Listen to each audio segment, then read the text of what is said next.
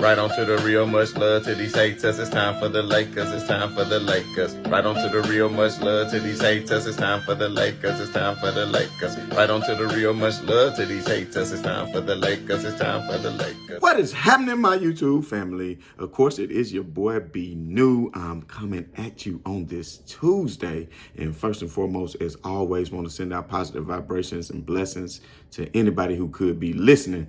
Now, with all that being said, we all know that the Los Angeles Lakers have been on an absolute tear. I think winners of 8 of their last 10 games. And currently right now, the Lakers sit at 10-12. Really should be 11-11, but they did give away that game against the Pacers, a few days ago, maybe about a week ago.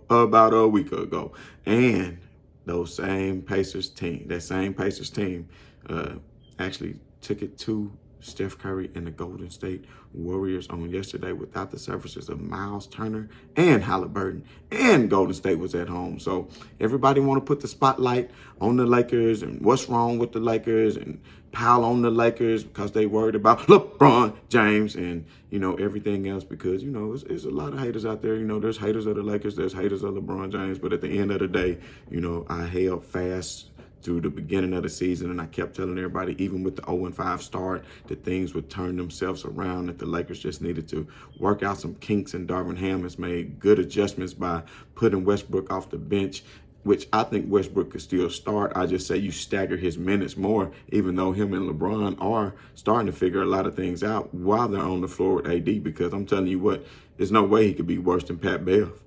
Pat Bev, and we're going to talk about the game, Sorry I didn't come to you all yesterday, but we're going to talk about the game from Sunday night against, who the hell did the Lakers beat the hell out of? The Washington Wizards, that's right. And we're going to talk about Anthony Davis, how he's playing, putting up MVP-type numbers. And also, probably for the first time in LeBron James' career, he is actually not the best player on the team, because right now, you got to look at AD, the monster performances that he is getting and putting up, and even got people on the road chanting MVP. You understand me? Now, I think LeBron James could put up just as much monstrous performances and bring, other things to the table as far as getting teammates involved and putting pressure on defenses. And he's helping Anthony Davis get a lot of these good shots as well. And so is Westbrook. He had a couple of nice dimes to Anthony Davis as well during that game. And, listen. We cannot talk enough about the player Russell Westbrook, because I don't care that he is coming off the bench, because quite honestly, I don't think without Russell Westbrook right now, and I know people want to talk about trading him, but I don't think they would necessarily be in the position that they're in, because when he comes off the bench, the Lakers just keep on going. There's no drop off, not because of his scoring prowess, of course, but because of the way he distributes the ball. And Westbrook against the Wizards the other night countered up, had not 10, not 11, not 12, but 15 dimes he dropped on the Washington Wizards. And you're talking about 15 assists, man. He maybe not be getting the triple doubles. If he was starting, he'd still be getting the triple doubles. He's coming off the bench in limited minutes. You understand what I'm saying? But them dimes is something, man, that Westbrook is dropping on him. You understand me? He is really taking care of business. He only had 6 points, but he had 7 rebounds and he had 15 assists. And now, like I said, you can't talk more enough about those assists, because he was dropping dimes to Lonnie Walker, good dimes, putting the defense on his heels and kicking out to the open man, getting Lonnie Walker involved.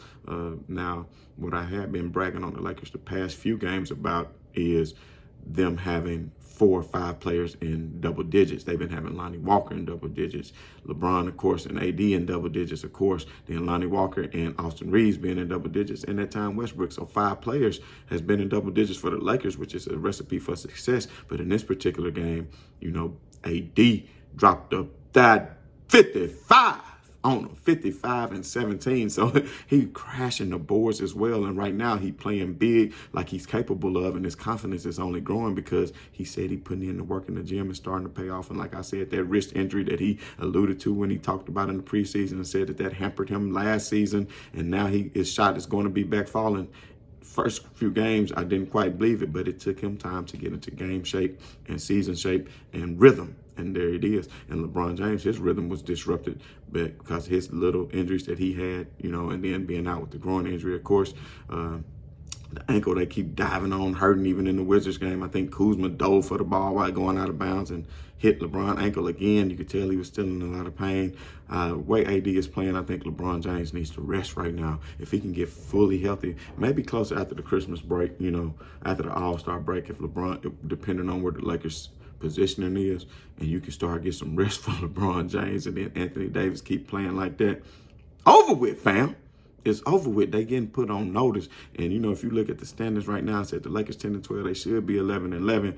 But, teams, if you look at the rankings in the Western Conference, teams 6 through 13 have 12 losses.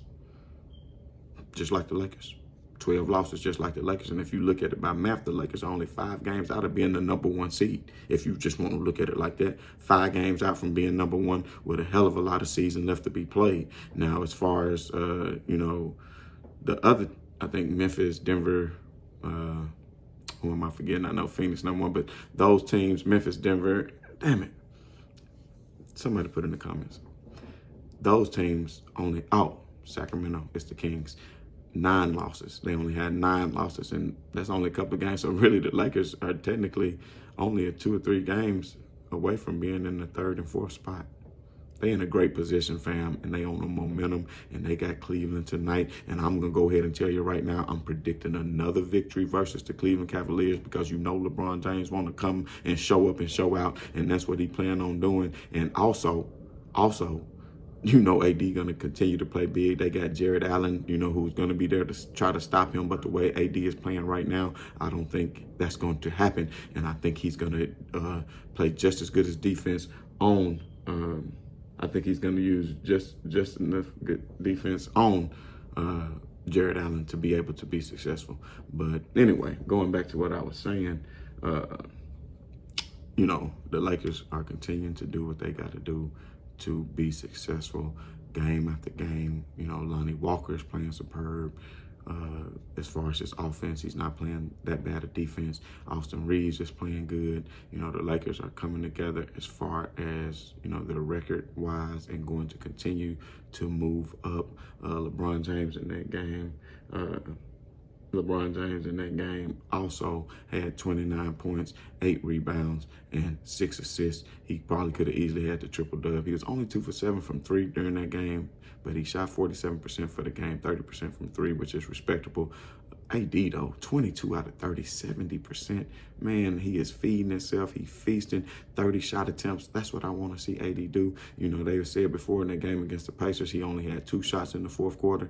It looks like the Lakers have rectified their problem, and they're taking advantage of mismatches because some teams are going to double AD, and get that ball out of his hand as quickly as they can. It's going to be up to the Lakers to make sure they pay and put them in position. So, depending on where they coming from with the weak side help, Ham is making adjustments as far as that. That way, if they want the help to come off of LeBron James if possible, or Lonnie Walker. That way you got capable players of making the defense pay for coming and helping. So at the end of the day, that pick and roll, I'm telling you what, I had already spoke about it on the game before this where they was doing the low pick and roll. It's become something that's become pretty much damn near unstoppable with AD in that pick and roll because, LeBron, if they decide to switch, and they don't do it quick enough, he's going to get to the rim. He's capable of hitting pull up if he has to, but AD is rolling so hard to the rim. The alley oops are just amazing. And of course, you can still pick and pop with AD because of the way AD is shooting right now. So, if defenders switch, they're making them pay. And if they stay straight up, they're making them pay because they so low in the post. If somebody decides to come from the weak side help, then that's leaving them wide open for 3-pointers. And LeBron James or Russell Westbrook, for that matter, as ball handlers in the pick and roll, are going to 9 times out of 10 make the right decision and kick the ball to the open shooter or either finish at the rim or either get it to AD with a nice bounce pass or a nice oop, which has been going on for a minute. Might need to pull up the numbers later and just see how many of AD's points just the past 5 or 6 games have come off the pick and roll, because if I had to guess, I would have to say not the majority of them, but at least 30%, when you're doing something they can't stop it, you got to continue to do it.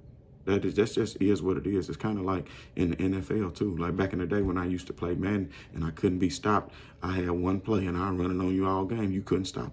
You couldn't stop it. You still can't stop it. Even if I decided to start back playing, man, I played one time the other day against some youngsters. You know, I ain't played in years. I couldn't even remember how to do my audibles, but it's the same play, but you mix it up a little bit. You send this receiver that way, you send that receiver that way, and that's what the Lakers are doing too. They mix it up a little bit. So when they run their pick and roll, they also run some backdoor screens. They get some isolations going on to where they know, you know, LeBron, if he has a mismatch or a disadvantage, they are running the offense. I'm telling you, they scoring like 125 a game the past few games. And before, you know, especially last year, the Lakers' problem is they could not score, you know. So now they're scoring and they're playing a lot better defense, you know. So I look to see that continue tonight.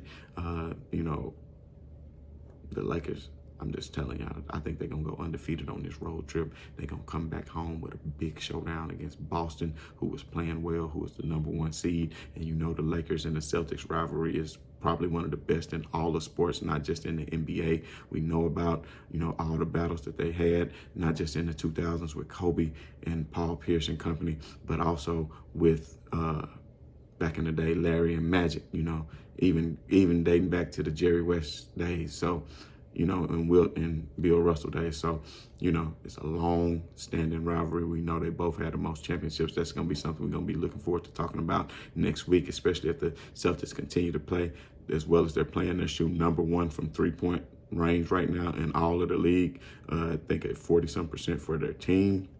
Well, the Lakers started off so poorly, but they're getting a lot better over the past 3 or 4 games. The Lakers been shooting around 35-36% from 3, so they're continuing to improve. Right now, they still haven't cracked the top 20 yet because, like I said, they started off so poorly, shooting 18 to 20%, you know, really put a dent into that. But I expect by the end of the year for the Lakers to be somewhere respectable, you know, and, you know, maybe top 15 or 20 as far as three-point shooting. But three-point shooting doesn't necessarily mean you're going to win the game, especially if you play against another team who's going to play good defense and maybe not allow for that. Now, we know how the analytics of it is, but AD's taking such high percentage shots, and if he's shooting 73% from 2, I take 73% from 2 over 40% from 3 all day long. You understand what I'm saying? But 35 to 40% from 3 is better than 50% from 2, thus the analytics come involved into it, and that's how a lot of these league executives start changing the game and surrounding most teams with a lot of three-point shooters. And I think that's going to make AD even feast even more, because just to be honest, there's not a lot of people down in the paint who can stop AD. I'm just going to be honest, you know. Somebody now, is it going to be Embiid? We'll see that coming up here in a few days, I think on Friday, if I'm not mistaken. So, you know, it's going to get more and more interesting, and I do believe in the Lakers. So, you know, we'll see. But we'll have a breakdown of the game against Cleveland on tomorrow, maybe a late post game tonight if I can. Been very busy as of late. So, you know, I just appreciate all the support from everybody. If you haven't done so already, hit that bell, hit that like, hit that subscribe.